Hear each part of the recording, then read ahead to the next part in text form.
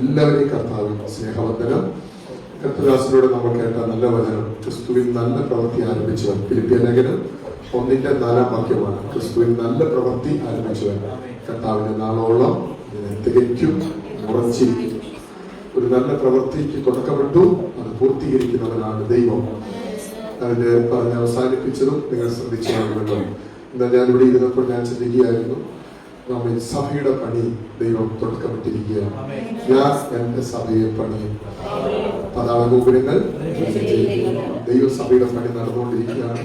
നമ്മളെ ഓരോരുത്തരെയും പണിയാണ്. ക്രിസ്തു മൂലക്കല്ലായും പ്രവാചകന്മാരും അപ്പസ്തോലന്മാരും അടിസ്ഥാന കല്ലുമായും ജീവനുള്ള കല്ലുകളാക്കി നമ്മളെയും ചേർത്ത് ദൈവം പണിതുകൊണ്ടിരിക്കുന്നു.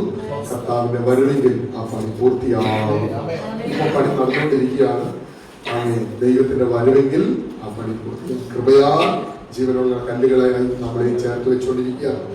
ഒരു വേദപണ്ഡിതൻ പറഞ്ഞത്, ക്രിസ്തു മൂലക്കല്ല് അവസാനം ചേർത്ത് വെക്കുന്നതെങ്കിലും താഴെയും മൂലക്കല്ല് വെക്കാറുണ്ട്. ക്രിസ്തു മൂലക്കല്ല്, അടിസ്ഥാന കല്ല് 12 അപ്പസ്തോലന്മാരാണ്. അതിനോട് ചേർന്ന് ആദിമ നൂറ്റാണ്ട് തൊട്ട് ഓരോ കല്ലും ഇങ്ങനെ ചേർന്ന് വെച്ചു. നമ്മളെയും ദൈവം ഇടയ്ക്ക് വെച്ചേക്കുവാണ്. ഗിരീഷ് മാസ്റ്റർ ഏത് വർഷം വെച്ച്? 2005 രക്ഷിക്കപ്പെട്ടപ്പോ 2005 ആ കല്ല് വെച്ചു. ഇപ്പൊ ഏകദേശം 20 വർഷം, 21 വർഷമായി ഇല്ലേ? അപ്പൊ അതിന്റെ മുകളിൽ ഇപ്പൊ എത്ര കല്ലുകൾ വന്നിട്ടുണ്ട് മനസ്സിലാവുന്നു? അപ്പൊ സൈഡിൽ കല്ല് വന്നു, താഴെ കല്ല് വന്നു, മുകളിലും കല്ല് വന്നു. ഇനി ധൈര്യത്തോടെ ഇരിക്കാം. കാരണം മുകളിലും താഴെ ഒക്കെ കല്ലുള്ളത് കൊണ്ട് അങ്ങനെ ആദ്യം പോകത്തില്ല. മനസ്സിലാകുന്നുണ്ടോ? സ്തോത്ര. ഇല്ലെങ്കിൽ മേളിൽ മാത്രം ഇങ്ങനെ മേളിലാണ് നിൽക്കുന്നത്. ഏത് സമയത്ത് എന്ത് ചെയ്തേ കൊട്ടാരത്തിലേക്കൊന്ന് പോയത് അല്ലേ? വർമ്മയാണ് രാജകുടുംബത്തിൽ പറഞ്ഞ ആളാണ്. പക്ഷെ ദൈവത്തിന്റെ കൃപയാൽ മുകളിൽ കല്ല് വന്നതുകൊണ്ട് ഐക്യതയെ കാണിക്കുകയാണ്. മുകളിലേക്ക് പോകാൻ പറ്റത്തില്ല, താഴേക്ക് പോകാൻ പറ്റത്തില്ല, സൈഡിലേക്ക് പോകാൻ ഉറപ്പിച്ച് ദൈവം നിർത്തിയേക്കും. അപ്പൊ സഭയുടെ പണി ഇങ്ങനെ നടന്നുകൊണ്ടിരിക്കുകയാണ്. സ്തോത്രം. എപ്പോഴാ പൂർത്തിയാകുന്നത് നമുക്കറിയത്തില്ല. നമ്മൾ പ്രത്യാശയോടെ ഇരിക്കും. കർത്താവിനെ ഈ ഫിലിപ്പിയ ലേഖനം ഒത്തിരി അനുഗ്രഹിക്കപ്പെട്ട ലേഖനമാണ്. ധന്യനായ പൗലോസിന്റെ കരുത്തിന്റെ കരാഗ്രയിൽ 14 ലേഖനങ്ങൾ ഉയർന്നു വന്നിട്ടുണ്ട്. ആ 14 ലേഖനങ്ങൾ 2 വിധത്തിൽ ചിന്തിക്കണം. ഒന്ന് കാരാഗ്രഹ ലേഖനങ്ങള്, അതുപോലെ തന്നെ പൊതുവായ ലേഖനങ്ങൾ. ഈ കാരാഗ്രഹ ലേഖനങ്ങളും 2 വിധത്തിൽ ചിന്തിക്കണം. ഒന്ന്, പൗലോസ് മതനിന്ദ ചുമത്തപ്പെട്ട് കിടന്നപ്പോൾ കാരാഗ്രഹത്തിലായി. മതനിന്ദ എന്ന് പറഞ്ഞാൽ യേശുവിനെ രക്ഷിതാവും കർത്താവുമായി സ്വീകരിക്കുകയും യേശുവിനെ പ്രസംഗിക്കുകയും ചെയ്തത് നിമിത്തം യഹൂദന്മാരെല്ലാം കുറ്റം ചുമത്തി, മതനിന്ദ ചുമത്തി. സ്തോത്രം. കൈസര് ദൈവമാക്കി റോമാക്കാരെ ആരാധിക്കുന്ന ഒരു കാലഘട്ടമുണ്ട്. ആ സമയത്ത് യേശു മാത്രമാണ് കർത്താവെന്ന് ധൈര്യത്തോടെ പറഞ്ഞതുകൊണ്ട് മതനിന്ദ ചുമത്തപ്പെട്ട് കാരാഗ്രഹത്തിലായ സന്ദർഭമുണ്ട്. ആ സമയത്ത് എഴുതിയ ലേഖനമാണ് ഫിലിപ്പിയ ലേഖനം. സ്തോത്രം. എന്നാൽ രാജ്യദ്രോഹ നിന്ദ ചുമത്തപ്പെട്ട് പൗലോസ് കാരാഗ്രഹത്തിലായി. ആ സമയത്ത് എഴുതിയതാണ് 2 തിമോഥെയോസിന്റെ ലേഖനമൊക്കെ. അങ്ങനെയാണ് പാനീയയാഗമായി മരണം കണ്ടുകൊണ്ട് കിടക്കുന്ന ആ സമയത്ത് മരണപത്രം എന്നാണ് അത് അറിയപ്പെടുന്നത്. 2 തിമോഥെയോസിന്റെ ലേഖനം. അങ്ങനെ പൗലോസ് കാരാഗ്രഹത്തിൽ കിടന്നിട്ടുണ്ട്. എന്നാൽ ഈ മതനിന്ദ ചുമത്തപ്പെട്ട് കാരാഗ്രഹത്തിൽ കിടന്നപ്പോൾ പൗലോസ് പ്രത്യക്ഷമായും പരോക്ഷമായും 14 വട്ടം പറഞ്ഞിട്ടുണ്ട്, കർത്താവിൽ എപ്പോഴും സന്തോഷിക്കാൻ വകുപ്പുണ്ടായിട്ടൊന്നുമല്ല. നമ്മളൊക്കെയാണ് കാരാഗ്രഹത്തിലെങ്കിൽ ഒരു ഫോൺ കൊടുത്താൽ മതി, ഒരു 10-20 പേരെങ്കിലും വിളിച്ചു പറയും, ഞാനിപ്പോ എവിടെ കിടക്കുന്നത്, ഞാൻ പത്തനംതിട്ട ജയിലിന്റെ പേര് സബ് ജയിൽ, പത്തനംതിട്ട സബ് ജയിലിൽ കിടക്കുകയാണ്. ഞാൻ യേശുവിനെ പ്രസംഗിച്ചുകൊണ്ടാണ് കിടക്കുന്നത്. നിങ്ങൾ എനിക്ക് വേണ്ടി ഒന്ന് പ്രാർത്ഥിക്കണം ഇല്ലേ? സ്തോത്രം. സന്തോഷിക്കുമോ? അവിടെ ഭയങ്കര സന്തോഷം. ഇപ്പം ചിലപ്പോൾ സന്തോഷിക്കാൻ ഭാഗത്തുണ്ട്. കാരണം ശമ്പളം കൂട്ടി, ഗോതമ്പുണ്ടൊക്കെ മാറ്റി. കഴിഞ്ഞ ദിവസം ആരോ പ്രസംഗത്തിന്റെ പറഞ്ഞു കേട്ടു, അവിടെ ആഴ്ചയിൽ ഒരു ദിവസം മട്ടനുണ്ട്. 2 വർഷമായിട്ട് നമുക്ക് എന്ത് കിട്ടും?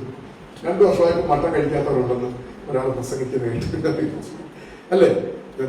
കാരണം സാധാരണ ജോലി ചെയ്യുന്നവർക്ക് മട്ടൻ അങ്ങനെ മേടിക്കാറില്ല.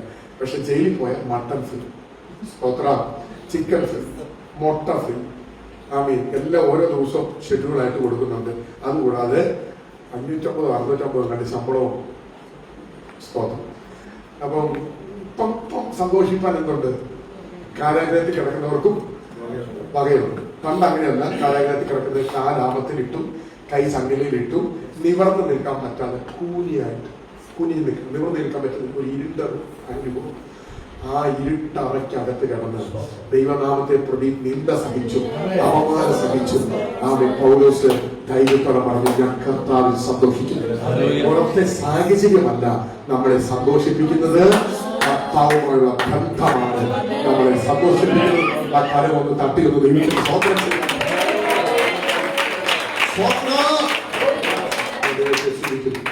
ഇനി ഈ ലേഖനത്തെ രണ്ടാമത് വ്യത്യസ്തമാക്കുന്നത് കൂട്ടായ്മയുടെ ബന്ധം പറഞ്ഞുകൊണ്ടാണ്. 4 അധ്യായമേ ഉള്ളൂ. 4 അധ്യായത്തിന്റെ അകത്ത് പൗലോസ് 4 കൂട്ടായ്മ കൈമാറുന്നു. ദൈവമക്കൾക്ക് അത്യാവശ്യം വേണ്ടത്. ഇപ്പം നമ്മൾ കൂടി വന്നത് ഒരു കൂട്ടായ്മ. ഈ കൂട്ടായ്മ പൊതുവെ പറയുന്നത് കൊയിനോനിയ എന്ന പദത്തിന്റെ അടിസ്ഥാനത്തിലാണ്. കൊയിനോനിയ എന്ന് പറഞ്ഞാൽ കൂട്ടായ്മ എന്ന ദൈവമക്കളുടെ കൂട്ടായ്മ ബന്ധം. സ്തോത്രം അല്ലേ? ഈ കൂട്ടായ്മയെ വിളിക്കുന്നത് പ്രാർത്ഥനാ കൂട്ടായ്മയാണ്. എന്നാൽ ഈ കൂട്ടായ്മകൾക്ക് അപ്പുറമായി വേറെ 4 കൂട്ടായ്മ നമ്മുടെ ജീവിതത്തിൽ കൊണ്ടുവരണം. ഇതിനോട് കൂടെ തന്നെ 4 കൂട്ടായ്മ അത് പൗലോസ് പഠിപ്പിക്കുന്നുണ്ട്. അതാണ് ഞാൻ ചിന്തിപ്പിക്കാൻ പോകുന്നത്, അല്ലെങ്കിൽ എന്റെ ഉള്ളിൽ ദൈവം അത് പ്രകാശിപ്പിച്ചത്. അത് പറഞ്ഞ് നമ്മൾ പ്രാർത്ഥിക്കും. 9 മണിക്കുള്ളിൽ നമ്മൾ നിർത്തും. സ്തോത്രം. ദൈവം സഹായിക്കട്ടെ. വായിക്കാം നമുക്ക്. കർത്താവിദാസൻ എടുത്ത വിഷയം 4-ാം വാക്യമാണ്. 5-ാം വാക്യം വായിച്ചാട്ടെ. 1-ന്റെ 5-ാം വാക്യം. ഒന്നാം നാൾ മുതൽ ഇതുവരെയും സുവിശേഷ ഘോഷണത്തിൽ നിങ്ങൾക്കുള്ള കൂട്ടായ്മ നിമിത്തം ഞാൻ നിങ്ങളെ ഓർക്കുമ്പോഴൊക്കെയും എന്റെ ദൈവത്തിന് സ്തോത്രം ചെയ്യുന്നു. ദൈവമക്കൾ ശ്രദ്ധിച്ച്, ദൈവമക്കൾക്ക് വേണ്ട അത്യാവശ്യമാണ് ഏത്? സുവിശേഷ ഘോഷണത്തിൽ. ഒരു സഭയുടെ വളർച്ച, ദൈവം ഒരു പ്രവൃത്തി ആരംഭിച്ചു, ദൈവം പൂർത്തീകരിക്കും, സത്യമാണ്. പക്ഷെ സഭ വളരണമെങ്കിൽ ദൈവമക്കളെ സുവിശേഷം പറയണം. മനസ്സിലാവുന്നുണ്ടോ? വെറുതെ കുത്തിയിരുന്ന് കാര്യം നടക്കത്തില്ല. നിങ്ങൾ ദേശത്തിറങ്ങി പ്രവർത്തിക്കണം, ട്രാക്ട് കൊടുക്കണം, പരസ്യയോഗങ്ങൾ നടത്തണം. ഹലോ, സ്തോത്രം. ഇപ്പം ഒത്തിരി എതിർപ്പുകളൊക്കെ വരാം. പക്ഷെ പേഴ്സണൽ ഇവാഞ്ചലിസമായോ ഹോസ്പിറ്റൽ വിസിറ്റിംഗ് ആയോ നിങ്ങളെ കൊണ്ട് എന്തൊക്കെ ദൈവനാമത്തിന് വേണ്ടി ചെയ്യാൻ പറ്റുമോ ആത്മാക്കളെ നേടാൻ, സുവിശേഷം ഘോഷിക്കാൻ. അങ്ങനെയാണ് പണ്ട് സഭകൾ വളർന്നത്. മനസ്സിലാകുന്നുണ്ടോ? അങ്ങനെ സഭയെ വളർത്തിയെടുക്കാൻ പറ്റി. അങ്ങനെയെങ്കിൽ സുവിശേഷം ഘോഷിക്കാൻ ഫിലിപ്പിയ ദേശക്കാർക്ക് പൗലോസുമായി ദൈവദാസനുമായി ഒരു ആത്മബന്ധം ഉണ്ടായിരുന്നു. സുവിശേഷ ഘോഷണത്തിന് കൂട്ടായ്മ. ബൈബിളില് 1 കൊരിന്ത്യർ 9:16 പറയുന്നത്, സുവിശേഷം പറയുന്നില്ലെങ്കിൽ എനിക്ക് അയ്യോ കഷ്ടം, പറയുന്നുവെങ്കിലോ എനിക്ക് പ്രശംസിപ്പാൻ ഒന്നുമില്ല. വാക്യം വായിച്ച്. 1 കൊരിന്ത്യർ 9:16 വാക്യം. ഞാൻ സുവിശേഷം അറിയിക്കുന്നുവെങ്കിൽ എനിക്ക് പ്രശംസിപ്പാൻ ഒന്നുമില്ല. നിർബന്ധം എന്റെ മേൽ കിടക്കുന്നു. നിർബന്ധം ആരുടെ നിർബന്ധമാ? സുവിശേഷം പറയണമെന്ന് എന്നും നിർബന്ധിക്കുന്ന ആര്? യേശു പറയട്ടെ, എന്നെ ഒന്ന് പ്രസന്റ് ചെയ്യേ, എന്നെ പ്രസന്റ് ചെയ്യേ. നിങ്ങളെ സ്ഥാനാധിപതികളായിട്ട് ദൈവം കണ്ടേക്കുന്നത്. യേശുവിനെ പ്രസന്റ് ചെയ്യുന്നതാണ് സുവിശേഷം. എന്താ സുവിശേഷം? യേശുവാണ് സുവിശേഷം. അപ്പൊ യേശുവിനെ പറയുന്നതാണ് സുവിശേഷം.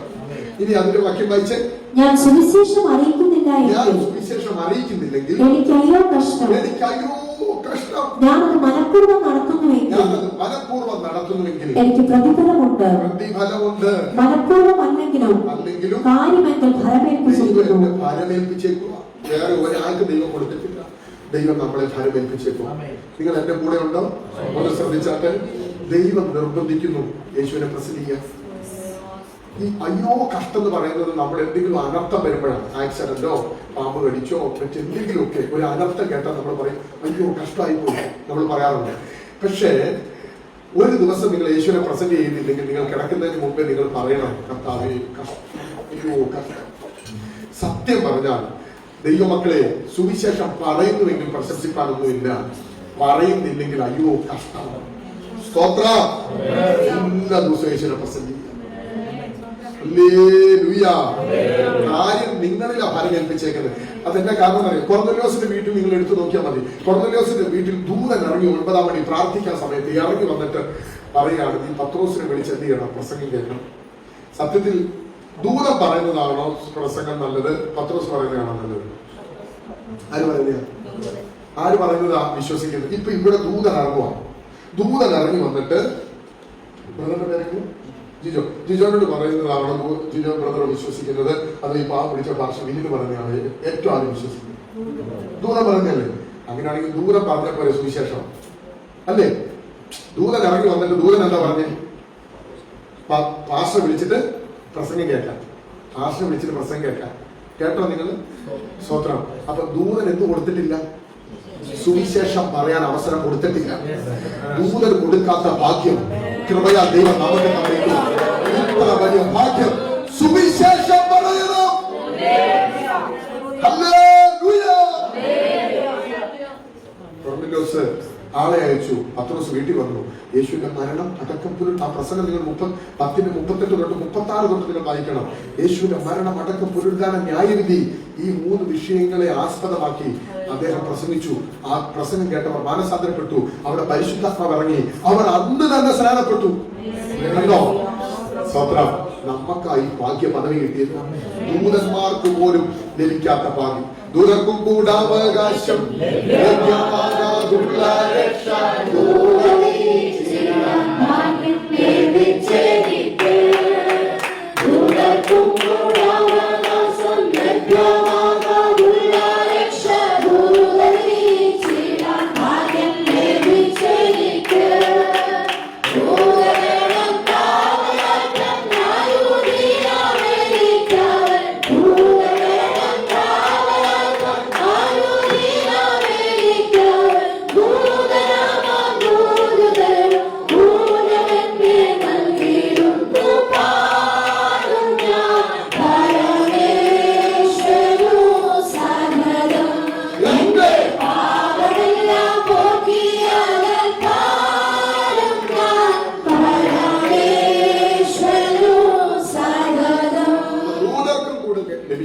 ഭാഗ്യ പദവി ദൈവം നമുക്ക് തന്നു. നമ്മൾ സ്വർഗത്തിൽ ചെല്ലുമ്പോൾ നമ്മുടെ ഏറ്റവും വലിയ സങ്കടം എന്താണെന്നറിയോ?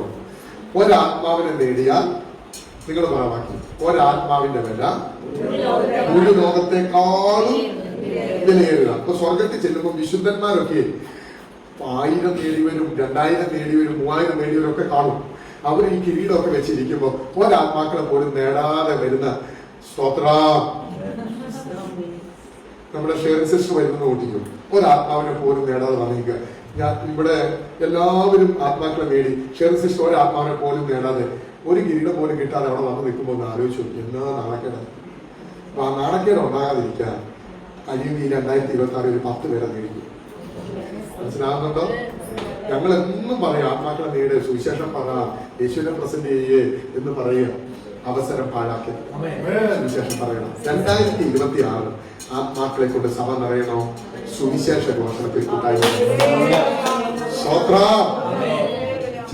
അവർ ഈ 3 മിഷണറി യാത്ര നടത്തുന്ന ഞാൻ ശ്രദ്ധിച്ചാൽ മതി. പൗലോസ് അല്ലേ 3 അന്ത്യോക്യയിൽ തുടങ്ങി അന്ത്യോക്യയിൽ അവസാനിക്കുക. അന്ത്യോക്യയിൽ തുടങ്ങി 1ാം മിഷണറി യാത്ര അന്ത്യോക്യയിൽ അവസാനിക്കുക. ഒത്തിരി എതിർപ്പുകളും. സെർഗ്യോസ് പൗലോസ് 1ാം മിഷണറി യാത്രയിൽ സെർഗ്യോസ് പൗലോസിന്റെ വീട്ടിൽ ചെന്നു. അവിടെ ബെർവേശു എതിർത്തു നിന്നു. ഭയങ്കര വെല്ലുവിളിയാണ്. സ്തോത്രം. ലുസ്ത്രീ കല്ലേറ് കിട്ടി. ഭയങ്കര പ്രശ്നം. എങ്കിലും മിഷണറി യാത്ര അവസാനിപ്പിച്ചോ? 2ാം മിഷണറി യാത്രയിൽ തുടക്കം തൊട്ടടിക്കുക. വസ്ത്രം ഊരിഞ്ഞ് മറ്റേ പുഴവക്കത്തെ സുവിശേഷം പറഞ്ഞതേ ഓർമ്മയുള്ളൂ അല്ലേ? പിന്നെ അടിയുടെ പൂരമാണ്. ഒരു വെളിച്ചപ്പാടത്തിൽ ആത്മാവിനെ ശാസിച്ചു. യജമാനന്മാരെല്ലാം കൂടെ ഇറങ്ങി വന്ന് അടിച്ച് വാരിച്ച് അഴച്ച് കാലാഗ്രഹത്തിൽ കൊണ്ടുപോയി അന്ന് രാത്രിയിലും പാട്ടുപാടി. നമ്മളാണെങ്കിൽ പിന്നെ ഒരു 2 മാസത്തിന് പിന്നെ ലീവ് എഴുതി. പുള്ളിക്ക് ലീവ് ഒന്നുമില്ല. രാത്രി പാട്ടുപാടി പിറ്റേ ദിവസം സുവിശേഷം പറഞ്ഞു. കേട്ടോ? കാരണം സമയമില്ല. കിട്ടിയ അവസരം പാഴാക്കാൻ സുവിശേഷം പറഞ്ഞു. സ്തോത്ര. 2ാം മിഷണറി യാത്ര പിന്നെ കൊരിന്തിലൊക്കെ നടക്കണം. 3ാം മിഷണറി യാത്ര പിന്നെ നടക്കുക. കപ്പൽ ചേട്ടം ഭയങ്കര പ്രശ്നം. കാറ്റ്, വിഷയങ്ങൾ, പാമ്പ് കടിക്കും. പാമ്പ് കടിച്ചാൽ നമ്മുടെ അവസ്ഥ എന്താ വെച്ചാൽ എന്നെ പാമ്പ് കടിച്ചിട്ടുള്ളത്. സ്തോത്രം. 90 ദിവസം പതിയായി അല്ലേ? പാമ്പ് കടിച്ചു. പാമ്പ് നടുക്ക് ചവിട്ടി പിടിച്ചു. തേര് വരെ ഇട്ട് കഴിച്ചു. പക്ഷെ ഒരു പാട് പോലും ഇല്ലാതെ ദൈവം മാറ്റിയുണ്ട്. സ്തോത്രം. പൗലോസിനെ പാമ്പ് കടിച്ചു. ഞാൻ 90 ദിവസം ആ വീട്ടിലിരുന്നു. പൗലോസിനെ പാമ്പ് കടിച്ചു. കടിച്ചത് പാമ്പിന് ഓർമ്മയുള്ളൂ. പാമ്പ് പിന്നെ ഇന്നലെ വരെ പാമ്പ് കടിച്ചവരെല്ലാം മരിച്ചതാ. പാമ്പ് ജീവനോടെ ഉള്ളൂ. പക്ഷെ ഇന്ന് ഒരു അഭിഷക്തനെ കടിച്ചു.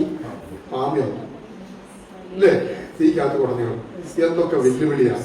പുള്ളിയുടെ ആഗ്രഹം മുഴുവൻ റോമിൽ പോയി സുവിശേഷം പറയുന്നത്. റോമിലും സുവിശേഷം എന്തൊക്കെ ചെയ്യാൻ പറ്റും അതൊക്കെ ചെയ്തു. ഹല്ലേലൂയ. സുവിശേഷ വേലയിൽ മടി കാണിക്കും, ആഗ്രഹമുണ്ടോ ശക്തി വരും. നമുക്ക് വെറുതെ 80-90 വയസ്സ് തന്നിട്ടൊന്നും കാര്യമില്ല. അവർക്കൊക്കെ കുറച്ച് ആയുസ് കിട്ടിയ ആയുസ് മുഴുവൻ ദൈവത്തിന് വേണ്ടി പോയി. ഇവിടെ 90 കിട്ടിയിട്ട് ഒരാളെ പോലും നേടാതെ നിൽക്കും. ആമേൻ. സുവിശേഷ ഘോഷണത്തിൽ എന്ത് കാണിക്കണം? കൂട്ടായ്മ കാണിക്കണം. ദൈവദാസനും കർത്താവിദാസനും ഇവിടെ ഒറ്റയ്ക്ക് നിൽക്കാൻ നിങ്ങൾ അനുവദിക്കുന്നു. നിങ്ങൾ ചേർന്ന് നിൽക്കണം, തോളോട് തോള് ചേർന്ന് നിൽക്കണം, കൂട്ടായ്മ കാണിക്കണം. അത് പണം കൊണ്ടും ഹെൽത്ത്, നിങ്ങളുടെ ആരോഗ്യം കൊണ്ടും നിങ്ങളുടെ കൈത്താങ്ങൽ കൊണ്ടും ചേർന്ന് നിന്നെങ്കിലേ സഭ വളരും. സഹായിക്കും. ഇനി 2-ാം അധ്യായത്തിലെ കൂട്ടായ്മ 2-ന്റെ 1-ാം വാക്യം. 2-ന്റെ 1-ാം വാക്യം. ക്രിസ്തുവിൽ വല്ല പ്രബോധനവും ഉണ്ടെങ്കിൽ, സ്നേഹത്തിന്റെ വല്ല ആശ്വാസവും ഉണ്ടെങ്കിൽ, ആത്മാവിന്റെ വല്ല കൂട്ടായ്മയും ഉണ്ടെങ്കിൽ. പൗലോസ് പറയാണ്, ആത്മാവിന്റെ വല്ല കൂട്ടായ്മയുണ്ടോ ചോദിക്കുകയാണ്. അപ്പം ഈ ഫിലിപ്പിയ ലേഖനത്തിലെ 2-ാം അധ്യായത്തിലെ പ്രത്യേകത എന്താ? ആത്മാവിന്റെ കൂട്ടായ്മ. നിങ്ങൾക്ക് എന്തൊക്കെ ഉണ്ടെങ്കിലും ദൈവമക്കളെ പരിശുദ്ധാത്മാവുമായി നല്ല ബന്ധം ഉണ്ടാക്കി. നമ്മുടെ വിജയം പരിശുദ്ധാത്മാവാണ്. യേശു പോയപ്പോ പറഞ്ഞു, ഞാൻ പോകുന്നത് നല്ലതാണ്. യേശു എവിടെയെങ്കിലും ഉണ്ടെങ്കിൽ, ജഡത്തിൽ ഇപ്പൊ ഉണ്ടെന്ന് കൂട്ടും. യേശു ജഡത്തിലുണ്ടെങ്കിൽ, യേശു എവിടെയെങ്കിലും ഉണ്ടെങ്കിൽ അവിടെ അത്ഭുതമുള്ളൂ. ഓക്കെ, നിങ്ങൾ ശ്രദ്ധിച്ച്. യേശു ഇപ്പൊ യെരൂശലേമിലാണ് കൂട്ടും, ജഡത്തിൽ. ആ യെരൂശലേമിൽ അത്ഭുതം നടക്കുന്നത്. പക്ഷെ യേശു പറയാം, ഞാൻ പോയി കഴിഞ്ഞാൽ നല്ലതാ. ആത്മാവ് വരും, ജഡത്തിലല്ല. ആത്മാവ് വരും. ആത്മാവുണ്ടല്ലോ, ആത്മാവ് വന്നു കഴിഞ്ഞാൽ ഇന്ന് ഇവിടെ ആണെങ്കിൽ നാളെ അവിടെ. അങ്ങനെയല്ല, ആത്മാവ് മുഴുവൻ വ്യാപരിച്ചോണ്ടിരിക്കും. വ്യാപരിച്ചോണ്ടിരിക്കും. അപ്പൊ ആത്മാവുമായി നമുക്ക് നല്ല ബന്ധം വേണം. സ്തോത്രം. ഞാനിന്ന് പകല് മത്സരിക്കുന്നതിന് കുറച്ച് ഉള്ളിലേക്ക് പോകുന്ന ഒരു സ്ഥലത്താണ്, പെരുന്നാള്. അപ്പൊ ആത്മാവിനെ കുറിച്ച് അവിടെ ശുശ്രൂഷിച്ച് ഭയങ്കര ആത്മപകർച്ച അവിടെ നടന്നു. ഭയങ്കര വിടുതൽ നടന്നു. കുഞ്ഞുങ്ങളൊക്കെ ആത്മാവിൽ നടന്നു. സ്തോത്രം. പണ്ട് അഭിഷേകങ്ങളായിപ്പോ നമ്മൾ ചെയ്യുന്ന കാത്തിരിപ്പ് യോഗങ്ങളാണ്. ഇപ്പൊ കാത്തിരിപ്പ് യോഗം ഉണ്ടോ? ഇല്ല. ശനിയാഴ്ച വൈകിട്ട് എല്ലാവരും കൂടി വരും. സഭയിലോ അല്ലെങ്കിൽ ഏതെങ്കിലും വീട്ടിലോ കൂടി വരും. എന്നിട്ട് എന്ത് ചെയ്യും? വട്ടത്തിലിരുന്നിട്ട് അഭിഷേകം പ്രാപിക്കാത്തവരെ പിടിച്ച് നടുക്ക് വരുത്തും. എന്നിട്ട് അവരോട് പറയും, വാ തുറന്ന് രക്തം ചെയ്യാൻ പറയാൻ. ബാക്കിയുള്ളവർ അന്യഭാഷയും പറയും. അപ്പൊ ഈ അന്യഭാഷ പറയുന്നവര് നല്ല ഉണക്കക്കൊള്ളിയാണ്, നിന്ന് കാത്തു. അന്യഭാഷ ഇല്ലാത്തവൻ പച്ചക്കൊള്ളിയാണ്. പക്ഷെ ഉണക്കക്കൊള്ളിയുടെ കൂട്ടത്തിൽ ഒരു പച്ചക്കൊള്ളി വെച്ചാൽ എന്ത് സംഭവിക്കും? പച്ചക്കൊള്ളിയിൽ നിന്ന് കാത്തു. ഇവ വാ തുറന്ന് രക്തം ചെയ്യാൻ പറയുമ്പോ അവന്റെ നാവിന്റെ കേട്ട് മൂത്തും, അവൻ അന്യഭാഷയിൽ നിറയും. സ്വപ്നം. ഇപ്പൊ നിങ്ങൾ കുഞ്ഞുങ്ങളോട് ചോദിച്ച് ആരെങ്കിലും അഭിഷേകം പ്രാപിച്ചിട്ടുണ്ടെന്ന് ചോദിച്ച് ഒരെണ്ണം അഭിഷേകം പ്രാപിച്ചു. കാരണം സഭ വില കൊടുക്കുന്നില്ല, ദൈവദാസന്മാർ വില കൊടുക്കുന്നില്ല, കാത്തിരിപ്പ് യോഗങ്ങളില്ല, ചെയിൻ പ്രയറുകളില്ല, ഫാസ്റ്റിംഗ് പ്രയറുകളില്ല.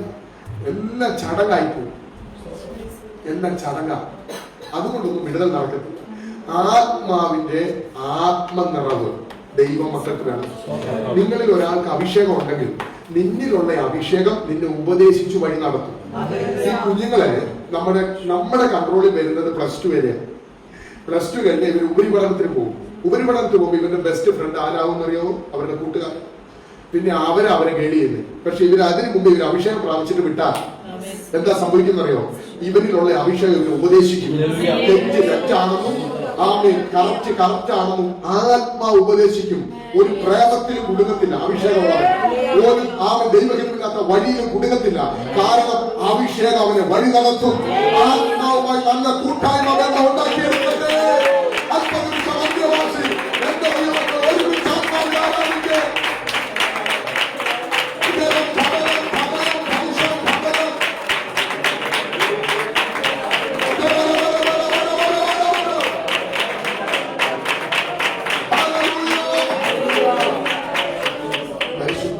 അഭിഷേകം കുഞ്ഞുങ്ങൾ പ്രാപിക്കണം.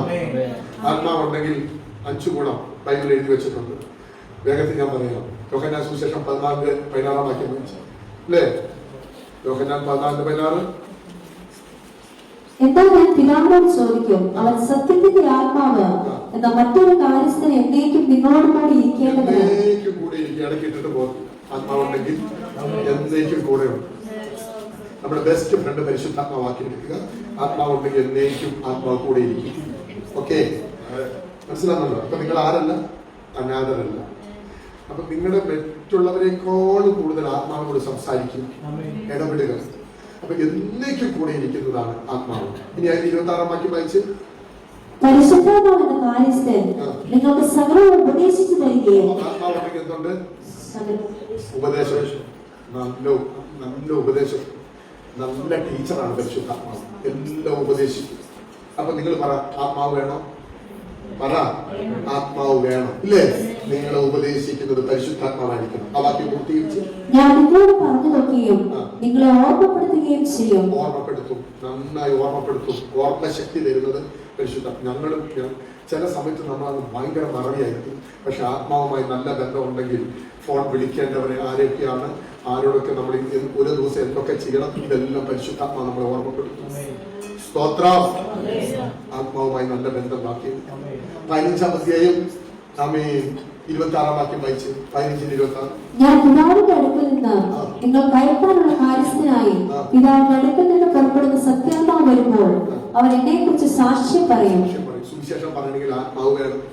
16-ാം വാക്യം വായിച്ച്. 16-8. അവൻ തന്ന പാപത്തെക്കുറിച്ചും നീതിയെക്കുറിച്ചും ന്യായവിധിയെക്കുറിച്ചും ലോകത്തിന് ബോധം വരുത്തും. പരിശുദ്ധാത്മാവുണ്ടെങ്കിൽ പാപത്തെക്കുറിച്ചും നീതിയെക്കുറിച്ചും ന്യായവിധിയെക്കുറിച്ചും ബോധ്യം വരുത്തും. അപ്പൊ നിങ്ങൾ ആത്മാവ് വേണം?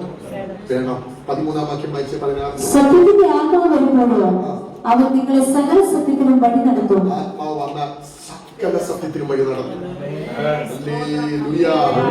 അതുകൊണ്ടാണ് ദൈവദാസന്മാർ പറയുന്നത് അഭിഷേകം പ്രാപിക്കണം. 5 ചിന്ത. ആത്മാവുണ്ടെങ്കിൽ എന്നേക്കും കൂടെ ഇരിക്കും. ആത്മാവുണ്ടെങ്കിൽ ഉപദേശിക്കും. ആത്മാവുണ്ടെങ്കിൽ ഓർമ്മപ്പെടുത്തും. ആത്മാവുണ്ടെങ്കിൽ സാക്ഷ്യം പറയാൻ പറ്റും. ആത്മാവുണ്ടെങ്കിൽ പാപത്തെക്കുറിച്ചും നീതിയെക്കുറിച്ചും ന്യായവിധിയെക്കുറിച്ചും ബോധ്യം വരുത്തും. ആത്മാവുണ്ടെങ്കിൽ സകല സത്യത്തിനും വഴി നടത്തും. അതുകൊണ്ട് അഭിഷേകത്തിന്റെ കൂട്ടായ്മ നിങ്ങൾക്കുണ്ടാകണം. ആത്മാവിന്റെ കൂട്ടായ്മ ഉണ്ടാക്കിയെടുക്കുക.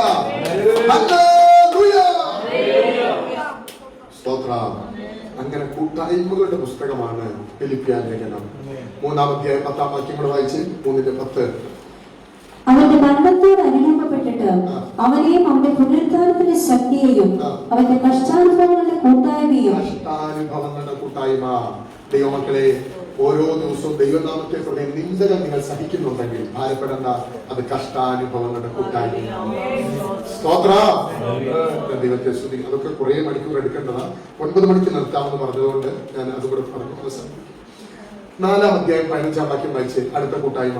സുവിശേഷ ഘോഷണത്തിന്റെ ആരംഭത്തിൽ ഞാൻ മക്കദോനിയയിൽ നിന്ന് പുറപ്പെട്ടാലേ നിങ്ങൾ മാത്രമല്ലാതെ ഒരു സഭയും വരവചെലവ് കാര്യത്തിൽ എന്നോട് കൂട്ടായ്മ കാണിച്ചില്ല എന്ന്.